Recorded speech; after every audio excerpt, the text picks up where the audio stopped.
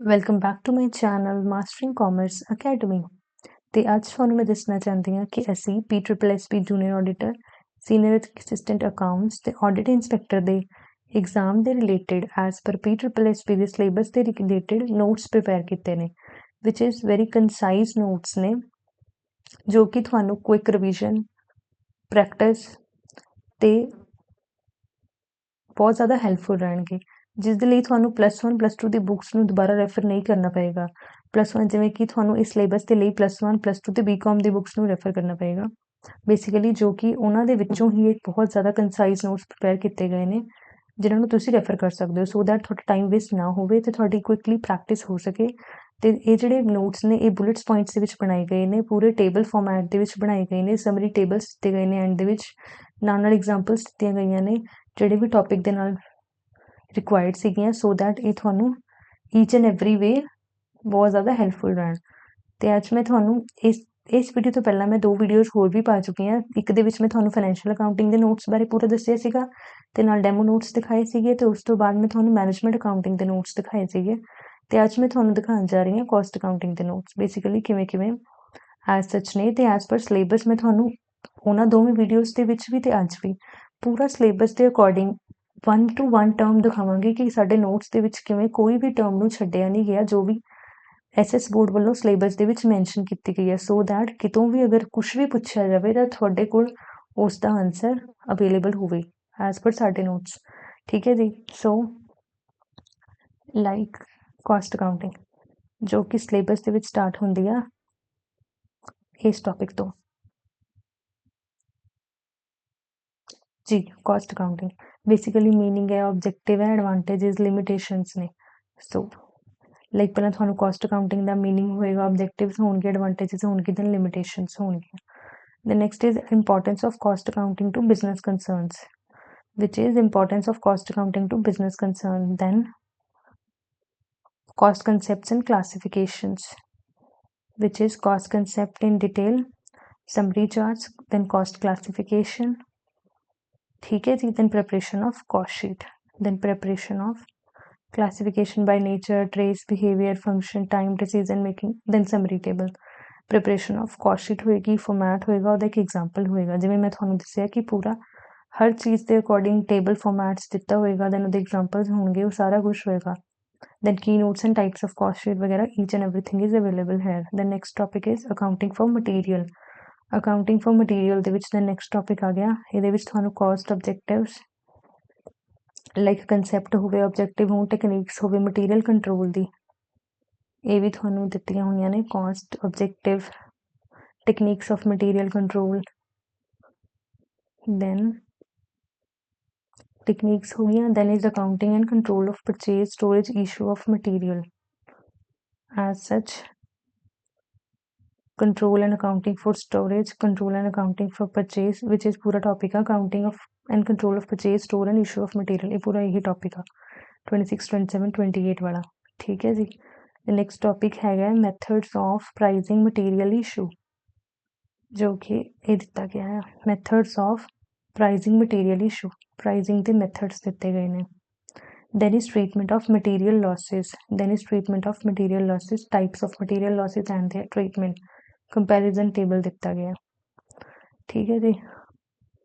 then next topic ਆ ਗਿਆ accounting for labor, ਇਹ ਪੂਰਾ labor ਦਾ topic ਆ। ਇਹਦੇ ਵਿੱਚ accounting for labor ਦੇ ਵਿੱਚ accounting for labor ਹੋ ਗਿਆ, labor cost control procedure ਹੋ ਗਿਆ, labor turnover ਹੋ ਗਿਆ, labor control cost control procedure, labor turnover, idle time and overtime, idle time, overtime, summary table ਹੋ ਗਿਆ। ਉਸ ਤੋਂ ਬਾਅਦ summary ਦਾ table ਆ ਗਿਆ ਤੁਹਾਨੂੰ। the next is method of wage payment and time and piece rates, which is method of wage payment, time rate, piece rate ਆ ਗਿਆ। ਠੀਕ ਹੈ ਜੀ। next one is essential of good wage plan, which is essentials of good wage plan आ गया। next topic is incentive schemes, Taylor differential piece rate, Halsey plan, Rowan plan, fringe benefits. So basically incentive scheme in labor costing, Taylor differential, Halsey, Rowan comparison table आ गया, then fringe benefits आ गए, फिर ਉਹਦਾ ਇੱਕ summary table ਆ ਗਿਆ ਜਿਹਦੇ ਨਾਲ ਤੁਸੀਂ ਕੁਇਕ ਰਿਵੀਜ਼ਨ ਕਰ ਸਕਦੇ ਹੋ। Next is topic is accounting for overheads, meaning, classification. Then next is accounting for overhead, which is classification. ਪਹਿਲਾਂ ਲੋਕ accounting for overheads ਬਾਰੇ ਦੱਸਿਆ, then ਉਹਦੀ classification ਬਾਰੇ ਦੱਸਿਆ ਗਿਆ. Then is element wise functional behavioral allocation and apportionment ਹੋ ਗਿਆ. ਠੀਕ ਹੈ ਜੀ, classification ਦੇ ਵਿੱਚ ਹੀ ਸਾਰਾ mentioned ਆ. allocation and apportionment of overheads ਹੋ ਗਿਆ. Then is absorption of overheads ਹੋ ਗਿਆ, ਇਹ ਹੋ ਗਿਆ absorption. ਠੀਕ ਹੈ ਜੀ. Then next is determination of overhead rates under and over absorption and its treatment. Under and over absorption, causes and treatment of under and over absorption, ये पूरा टॉपिक हो गया. Then next is treatment of special items, overheads like interest, depreciation, packing. ये बहुत ज़्यादा topic है ਜਿਹੜਾ ਅੱਜਕੱਲ ਬੱਚਿਆਂ ਨੂੰ ਲੱਭਣ 'ਚ ਬਹੁਤ ਜ਼ਿਆਦਾ ਦਿੱਕਤ ਆ ਰਹੀ ਆ. ਸੋ ਇਹ ਵਾਲਾ ਟॉपिक ਵੀ ਪੂਰਾ ਐਗਜ਼ੈਕਟ ਮੈਂਸ਼ਨ ਕੀਤਾ ਗਿਆ ਨੋਟਸ ਦੇ ਵਿੱਚ, ਲਾਈਕ ਐਜ਼ ਸੱਚ treatment of special items of overhead, ਇਹਦੇ ਵਿੱਚ ਇੱਕ ਇੱਕ ਕਰਕੇ ਪੂਰਾ ਟॉपिक ਮੈਂਸ਼ਨ ਕੀਤਾ ਗਿਆ ਹੈ. then ਉਹਦੀ summary ਵੀ ਬਣਾਈ ਗਈ ਹੈ so that quick revision ਹੋ ਸਕੇ. Then is next topic which is CVP analysis, introduction, assumption, uses, which is CVP analysis, ये पूरा topic हो गया. Then is break even analysis, पूरा topic हो गया. ठीक है जी, break even analysis, margin of safety, required sales, ये पूरा topic हो गया, margin of safety.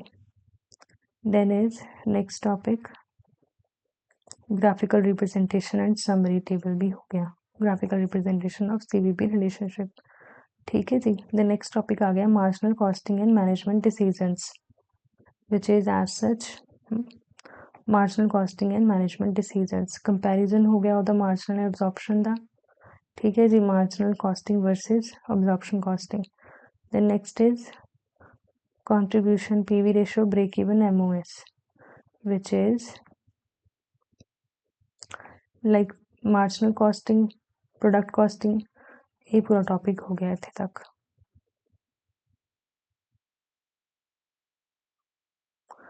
ठीक है जी. देन डिसीजन मेकिंग एप्लीकेशंस हो गया, प्राइसिंग, प्रोडक्ट मिक्स, मेक और buy, new market, shut down.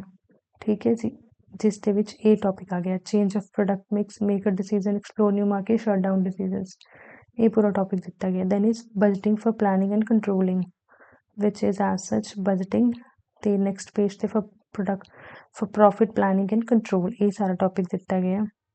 The next is meaning, objective, merits and limitations, which is budgetary control ਦੇ objectives, merits, limitations, types of budget, ये सारा topic uh. merits, limitation, classification of budgets.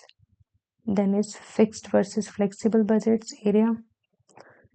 ठीक है जी. control ratio, zero based budgeting, control ratio, zero based budgeting, performance budgeting, summary table of budgeting, ਤੇ classification of budgets भी ਦਿੱਤਾ ਗਿਆ ਇੱਕ topic पूरा.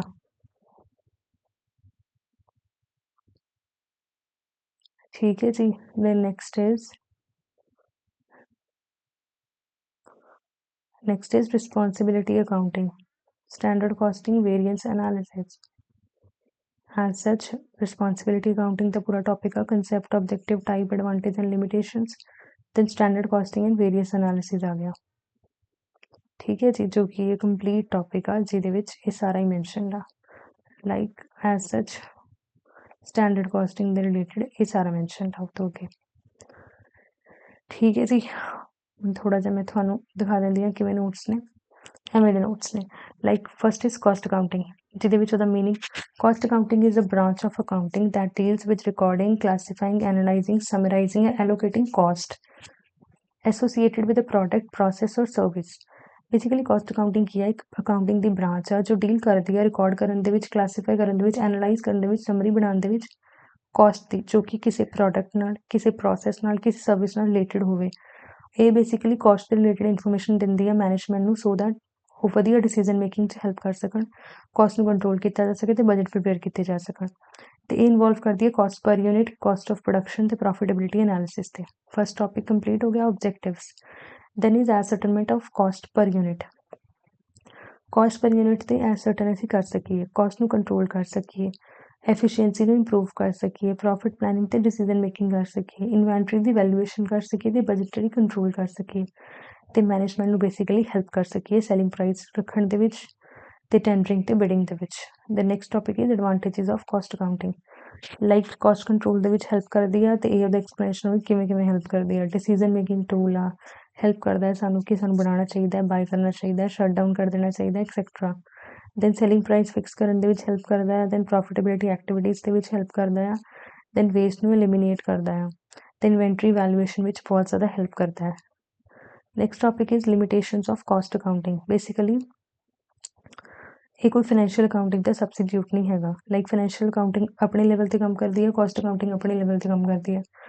ਨੈਕਸਟ ਇਜ਼ ਇੱਕ ਕੰਪਲੈਕਸ ਤੇ ਟਾਈਮ ਕੰਜ਼ਿਊਮਿੰਗ ਪ੍ਰੋਸੈਸ ਆ। ਬੇਸਿਕਲੀ ਸਮਾਲ ਬਿਜ਼ਨਸਿਸ ਦੇ ਵਿੱਚ ਕਿਸੇ ਹਰ ਇੱਕ ਚੀਜ਼ ਤੇ ਪਰ ਯੂਨਿਟ ਤੇ ਪ੍ਰੋਡਕਟ ਦੀ ਕਾਸਟ ਨੂੰ ਕੈਲਕੂਲੇਟ ਕਰਨਾ ਇਹ ਬਹੁਤ ਲੰਬੀ ਪ੍ਰੋਸੈਸ ਹੋ ਜਾਂਦੀ ਹੈ ਤੇ ਟਾਈਮ ਕੰਜ਼ਿਊਮਿੰਗ ਵੀ, ਦੇ ਨਾਲ ਦੀ ਨਾਲ ਐਕਸਪੈਂਸਿਵ ਵੀ ਹੋ ਜਾਂਦੀ ਹੈ, ਬਿਕੋਜ਼ ਇਹਨੂੰ ਕਰਨ ਦੇ ਲਈ ਸਾਨੂੰ ਟ੍ਰੇਨਡ ਪਰਸਨਸ ਚਾਹੀਦੇ ਨੇ। ਤੇ ਐਸਟੀਮੇਟਸ ਐਂਡ ਅਪਰੋਕਸੀਮੇਸ਼ਨਸ ਦੇ ਵਿੱਚ ਇਹ ਰੀਅਲ ਫਿਗਰਸ ਨਹੀਂ ਦੱਸਦੀ, ਸਾਨੂੰ ਅਪਰੋਕਸੀਮੇਸ਼ਨਸ ਦੱਸਦੀ ਆ। ਤੇ ਸਟੈਂਡਰਡਾਈਜ਼ ਨਹੀਂ ਹੈ ਕਿਉਂਕਿ ਡਿਫਰੈਂਟ ਕੰਪਨੀਜ਼ ਜੋ ਨੇ ਬਹੁਤ ਸਾਰਾ ਡਿਫਰੈਂਟ ਟੈਕਨੀਕਸ ਯੂਜ਼ ਕਰਦੀਆਂ ਨੇ ਕਾਸਟ ਨੂੰ ਕੰਟਰੋਲ ਕਰਨ ਦੇ ਲਈ, ਕਾਸਟ ਨੂੰ ਅਕਰ ਕਰਨ ਦੇ ਲਈ। The next is importance of cost accounting to business concerns. Basically management ਦੇ ਲਈ ਬੈਟਰ ਕੰਟਰੋਲ ਲਈ ਹੈਲਪਫੁਲ ਹੈ ਕਾਸਟ ਅਕਾਊਂਟਿੰਗ। ਪ੍ਰੋਫਿਟ ਪਲੈਨਿੰਗ ਦੇ ਵਿੱਚ ਬਜਟ ਨੂੰ ਸਪੋਰਟ ਕਰਦੀ ਹੈ ਤੇ ਫੋਰਕਾਸਟ ਕਰਦੀ ਆ। ਪ੍ਰਾਈਸ ਸੈਟਿੰਗ ਦੇ ਵਿੱਚ ਪ੍ਰਾਈਸ ਬੇਸਡ ਸਟ੍ਰੈਟਜੀਜ਼ ਬਣਾਉਂਦੀ ਹੈ। ਕਾਸਟ ਰਿਡਕਸ਼ਨ ਦੇ ਵਿੱਚ ਹੈਲਪਫੁਲ ਕਰਦੀ ਹੈ ਸੋ ਦੈਟ ਅਸੀਂ ਮਾਰਕੀਟ ਤੋਂ ਘੱਟ ਇਕੋਨਮੀ ਸਕੇਲ, ਇਟ ਮੀਨਸ ਅਸੀਂ ਲਾਰਜ ਸਕੇਲ ਤੇ ਪ੍ਰੋਡਿਊਸ ਕਰ ਸਕੀਏ ਬਟ ਉਹਦਾ ਜਿਹੜਾ ਪ੍ਰਾਈਸ ਆ ਉਹ ਘੱਟ ਤੋਂ ਘੱਟ ਹੋਵੇ ਤੇ ਵੇਸਟੇਜ ਘੱਟ ਤੋਂ ਘੱਟ ਹੋਵੇ।